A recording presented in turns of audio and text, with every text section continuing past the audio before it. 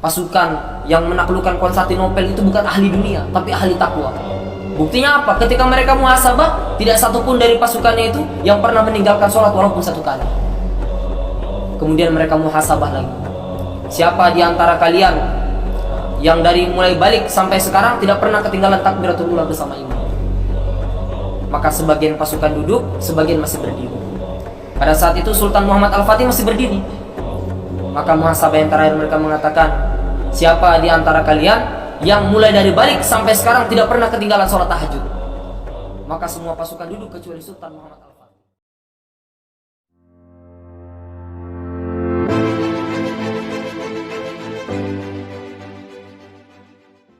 Ta'uddu ni'matallahi la tuhsuha.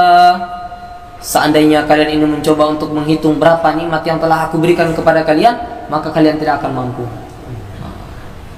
Hadirin, Allah SWT telah memberikan banyak nikmat kepada kita. Saking banyaknya, kadang-kadang kita ini merasa sudah tidak diberi nikmat lagi. Padahal setiap kedipan mata kita ini adalah nikmat dari Allah. Setiap hembusan nafas kita adalah nikmat dari Allah. Setiap detakan jantung kita, bahkan setiap aliran darah kita ini merupakan nikmat dari Allah. Maka Allah SWT, tapi di antara semua itu ada nikmat-nikmat yang besar yang Allah SWT berikan kepada orang-orang yang dipilihnya. Maka kita syukur hari ini Allah SWT telah berikan kita nikmat itu. Nikmat yang sangat besar, nikmat yang sangat agung, yaitu nikmat iman, nikmat Islam. Hadirin yang mulia, dengan nikmat iman, dengan nikmat Islam ini, maka nanti kehidupan 60-70 tahun sebenarnya hanya masa penantian saja. Masa penantian menjadi raja-raja di surga. Tapi kalau tidak punya iman dalam hati, hidup 60-70 tahun, sebenarnya itu hanyalah masa penantian menjadi bahan bakarnya api neraka. Hadirin yang dimuliakan Allah Subhanahu wa taala, hari ini banyak dari kita, terutama orang tua yang ingin sekali memiliki anak-anak yang soleh. Banyak dari kita berkeinginan untuk mendapatkan anak-anak yang taat kepada Allah Subhanahu wa taala. Tapi hadirin, kebanyakan dari kita juga lupa bagaimana cara membentuknya. Maka pedagang yang bijak adalah pedagang yang kalau dia itu mau sukses, dia harus melihat siapa pedagang sebelum dia yang telah sukses sebelumnya. Maka dia tiru. Petani juga seperti itu. Petani kalau mau sukses, dia harus melihat siapa petani sebelum dia yang telah sukses dan dia harus menirunya. Maka kita sebagai orang tua ingin memiliki anak yang soleh, maka kita harus melihat siapa orang-orang terdahulu yang mereka telah berhasil membina anak-anak mereka, berhasil mendidik anak-anak mereka menjadi anak-anak yang taat kepada Allah Subhanahu wa taala.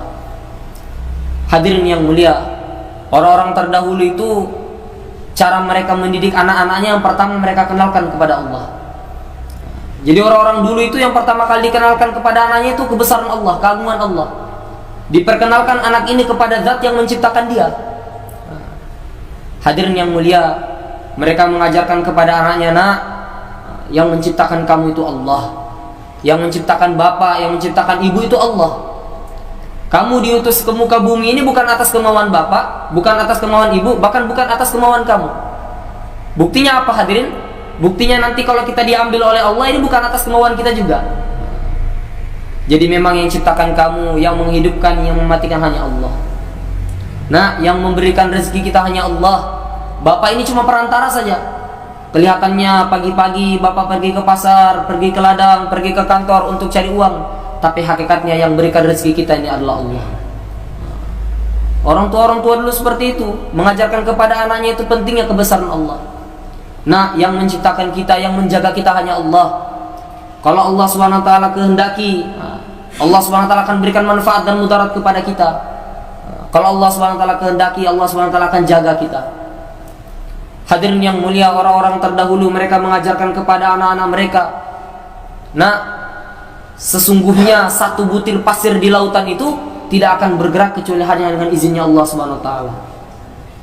Satu muka bumi ini, satu orang di dunia ini, kalau mereka sepakat kumpul jadi satu, kemudian mereka sepakat untuk menggeser satu butir pasir di lautan saja, tapi kalau tidak diizinkan oleh Allah, maka mereka tidak bisa menggesernya. Sebaliknya, walaupun tanpa digerakkan, tapi kalau Allah Subhanahu wa taala kehendaki satu butir pasir ini akan digerakkan, maka dia akan bergerak. Maka segala sesuatu di muka bumi ini tidak akan bergerak, tidak akan berjalan, tidak akan jalan semuanya ini kalau tidak dikehendaki oleh Allah Subhanahu wa taala. Hadirin yang mulia, orang-orang terdahulu, orang tua terdahulu, mereka tanamkan perkara ini dalam hati anak-anak mereka. Sehingga apa? Sehingga anak-anak mereka jadi anak-anak yang soleh, sehingga anak-anak mereka menjadi anak-anak yang taat kepada Allah Subhanahu wa taala. Maka jangan heran ketika Nabiullah Ibrahim alaihissalam, beliau ini mengatakan, bertanya kepada anaknya, "Ya bunayya inni ara fil manami anni adbahuka fanzur madza tara." Wahai anakku Nabiullah Ismail, sesungguhnya aku ini melihat dalam mimpiku, aku ini diperintahkan oleh Allah Subhanahu wa taala untuk menyembelih kamu. Kemudian apa pendapat kamu? Hadirin, apa perkataan yang keluar dari lisannya anak yang sudah dididik orang tuanya kenal kepada Allah? Apa perkataan seorang anak yang hatinya ini sudah takut, sudah kenal kepada Allah Subhanahu wa taala? Ya abatif al ma tu'mar satajiduni insyaallahu minas sabirin. Masya Allah. Nabiullah Ismail beliau mengatakan, wahai ayah, kalau itu perintah Allah kerjakan.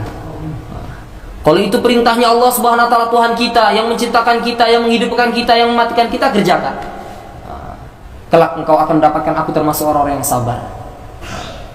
Hadirin yang mulia, maka kita jangan heran kejadian seperti ini.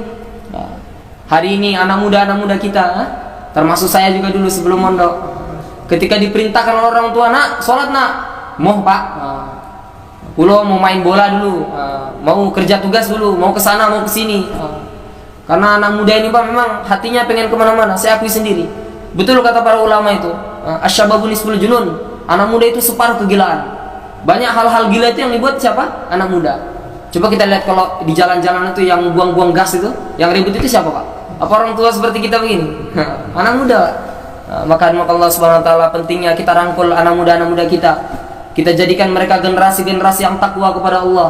Jadikan mereka generasi-generasi yang mereka ini akan menjadi penerus-penerus pejuang agama Islam. Ini penting hadirin. Hadirin yang mulia, dari perkataan Nabi Ismail tadi kita bisa juga menilai bahwasanya bukan hanya kebesaran Allah yang ditanamkan orang tua terdahulu kepada anaknya, tapi juga ceritanya orang-orang soleh. Jadi orang tua terdahulu juga menanamkan kepada anak-anak mereka tentang pentingnya kenal dengan orang-orang soleh. Dikenalkan mereka kepada orang-orang yang ahli sabar, dikenalkan kepada mereka ahli-ahli orang ibadah.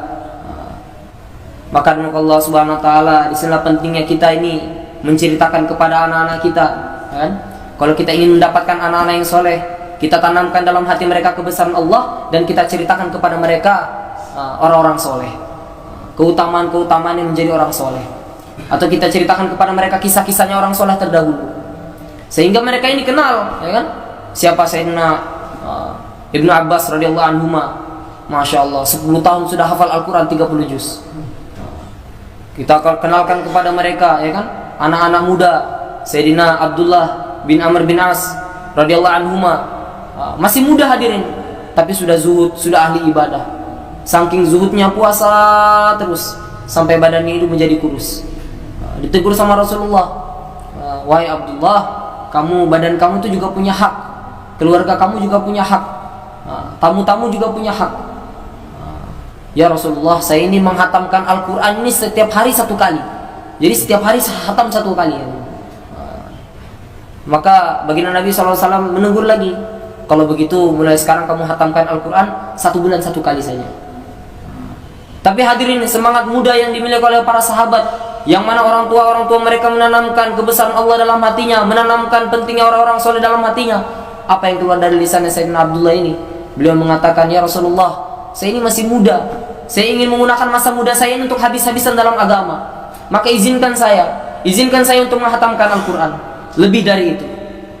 Maka baginda Nabi mengatakan, oke, kalau begitu 20 hari sekali. Bagaimana? Ya Rasulullah, saya ini ingin menggunakan masa muda saya ini untuk mengamalkan agama. Itu terlalu lama itu. Oke, kalau begitu 3 hari saja. Bagaimana? Ya, setiap 3 hari sekali saya hatamkan Al-Quran. Anak muda zaman dulu seperti itu hadirin. Karena orang tua mereka menanamkan kebesaran Allah, menanamkan orang-orang saleh dalam hati-hati mereka. Kita kenalkan hadirin anak-anak kita dengan Sayyidina Hasan radhiyallahu anhu. Sayyidina Hasan radhiyallahu anhu 7 tahun sudah bisa meriwayatkan hadis. Masya Allah. 7 tahun hadirin. 7 tahun sekarang bisa apa? Anak sekarang main kelereng, kejar layang-layang. Hadirin yang mulia, orang-orang dulu seperti itu. Kenapa? Karena di dalam hati-hati mereka ini kebesaran Allah, keagungan Allah. Tidak kalah adiknya Sayyidina Husain radhiyallahu anhu 6 tahun sudah meriwayatkan hadis. 6 tahun sudah meriwayatkan hadis. Maka hadirin yang mulia, inilah pentingnya kita ceritakan kepada anak-anak kita, ceritakan kepada pemuda-pemudi kita kebesaran Allah, pentingnya orang-orang soleh, sehingga mereka ini akan menjadi pemuda-pemuda, menjadi penerus-penerus bangsa yang bertakwa, ya kan? Kita lihat bagaimana satu jamaah, satu pasukan yang menaklukkan Konstantinopel. Siapa pemimpinnya itu hadirin? Sultan Muhammad Al-Fatih. Berapa umurnya pada saat itu? 21 tahun. Masih muda. Kemudian Allah Subhanahu wa taala itu adalah sebaik-baik pasukan dan sebaik-baik pemimpin. Ketika mereka sudah menaklukkan Konstantinopel, maka mereka bermusyawarah untuk melakukan Jumatan pertama di Konstantin. Maka mereka melakukan muhasabah. Ya, sekarang kita muhasabah siapa orang di antara kita yang paling pantas untuk menjadi imam, untuk memimpin kita ini dalam melaksanakan sholat Jumat di Konstantinopel untuk pertama kalinya. Maka mereka muhasabah hadirin. Seorang berdiri dan mengatakan, siapa di antara kalian semua ini yang ada di sini, yang mana dari mulai balik sampai sekarang tidak pernah meninggalkan sholat walaupun 1 kali. Yang sudah pernah silakan duduk, yang belum pernah tetap berdiri. Hadirin yang mulia, alangkah ajibnya, alangkah masya Allah, ternyata tidak satu orang pun yang duduk pada saat itu. Pasukan yang menaklukkan Konstantinopel itu bukan ahli dunia, tapi ahli takwa. Buktinya apa? Ketika mereka muhasabah, tidak satu pun dari pasukannya itu yang pernah meninggalkan sholat walaupun 1 kali. Kemudian mereka muhasabah lagi, siapa di antara kalian yang dari mulai balik sampai sekarang tidak pernah ketinggalan takbiratul ula bersama imam? Maka sebagian pasukan duduk, sebagian masih berdiri. Pada saat itu Sultan Muhammad Al-Fatih masih berdiri. Maka muhasabah yang terakhir mereka mengatakan, siapa di antara kalian yang mulai dari balik sampai sekarang tidak pernah ketinggalan sholat tahajud? Maka semua pasukan duduk kecuali Sultan Muhammad Al-Fatih. Itu pemimpin hadirin, pemimpin masih muda, tapi selama balik sampai umur sekian tidak pernah meninggalkan sholat tahajud.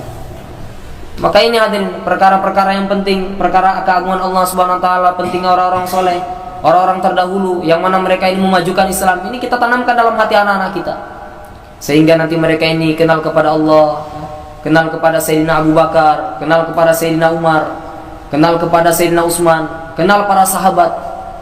Para sahabat ini masya Allah, mereka orang-orang yang mati-matian dalam agama. Sayyidina Abu Bakar beliau mengatakan, ayun kasiddin wa ana hayy, apakah agama akan dikurangi sedangkan aku ini masih hidup? Itu Sayyidina Abu Bakar hadirin. Maka Allah Subhanahu wa taala, mungkin itu saja yang bisa saya sampaikan.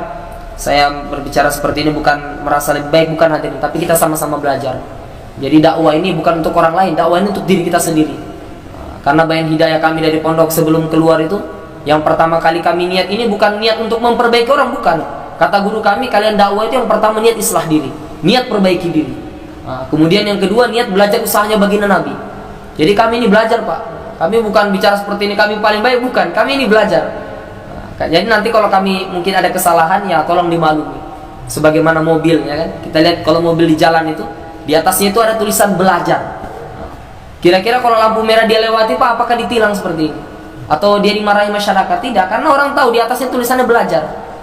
Tapi kalau ada mobil, ya kan, tidak ada tulisan belajar sama sekali, SIM lengkap, STNK lengkap, semuanya lengkap, tapi dia ugal-ugalan di jalan, melewati lampu merah, maka dia akan ditilang.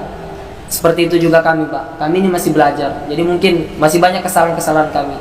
Kami hanya mengajak saja kepada saudara-saudara sekalian, mari kita rangkul bersama pemuda-pemuda kita untuk menjalankan agama, karena pemuda ini sangat berjasa besar dalam agama ini hadirin. Kita lihat presiden kita yang pertama, beliau mengatakan, beri saya ini 10 pemuda, saya akan goncang dunia. 10 saja. Berarti memang pemuda ini memiliki nilai khusus dalam agama. Maka Allah Subhanahu wa taala mungkin itu saja yang bisa saya sampaikan. Benar datang dari Allah Subhanahu wa taala. Kalau ada salah atau khilafnya itu datang dari diri saya sendiri pribadi karena masih seorang santri, masih dalam tahap belajar. Untuk sempurna majelis kita ini, kita tutup dengan doa kifaratul majelis. Subhanakallahumma bihamdika, subhanakallahumma bihamdika, asyhadu an la ilaha illa anta astaghfiruka wa atubu ilaik. Assalamualaikum warahmatullahi wabarakatuh.